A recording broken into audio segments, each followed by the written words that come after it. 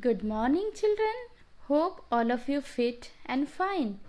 Children, our today's topic is about water cycle. So, let's learn. Children, do you know causes of rain? Before this, let us understand two processes: evaporation and condensation. So, children, what is evaporation? We have seen our kitchen that when your mother boil water, after some time this boiling water changes into steam or water vapor. This changing of water into water vapor or steam is called evaporation. Have you seen a puddle of water? It dry itself after few days. What causes it to dry? Is it magic? No. Due to the heat of sun, evaporation happen. Water convert into steam or vapor and puddle of water eventually dry up. Evaporation is faster in summer season due to the temperature. That's why wet clothes dry faster in summer season. In winter or rainy season, wet clothes not dry faster. It takes time. Now we will see what is condensation. If you cover the boiling water with lead, you will observe tiny drops of water of the lead. Why does it happen? The steam of water vapor of boiled water cool down and changes into tiny droplets of water. This process is called condensation. Condensation is just opposite from evaporation.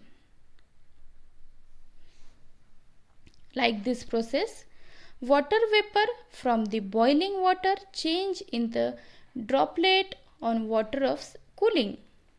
Same thing happen with water bodies. Water evaporate from the various water bodies like sea, ocean, lake, river, pond, etc. This water vapor rises up into the sky. It meets to cool air.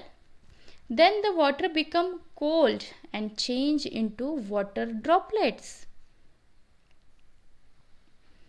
The water droplets keep collecting to form of cloud.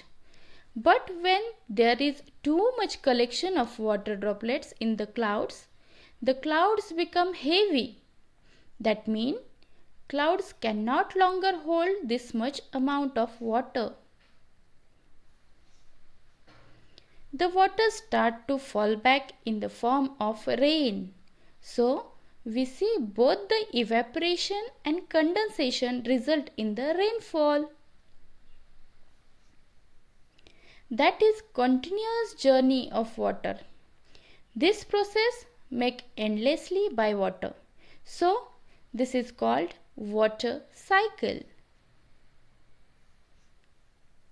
So, in water cycle, 4 concepts are very necessary: collection, evaporation, condensation and precipitation. Collection means collecting of water from various water sources like ocean, sea, ponds, lakes, rivers, etc. After the collection, water bodies start to evaporate water because of sunlight. When the evaporated water go into sky, it started converting into clouds. When the clouds became heavier, it started rainfall. Condensed cloud start to fall back in the form of rain called precipitation. This process continues going on. The water cycle is the journey of water circulate on the land, in sky and back again to the land. So children, that was all for today.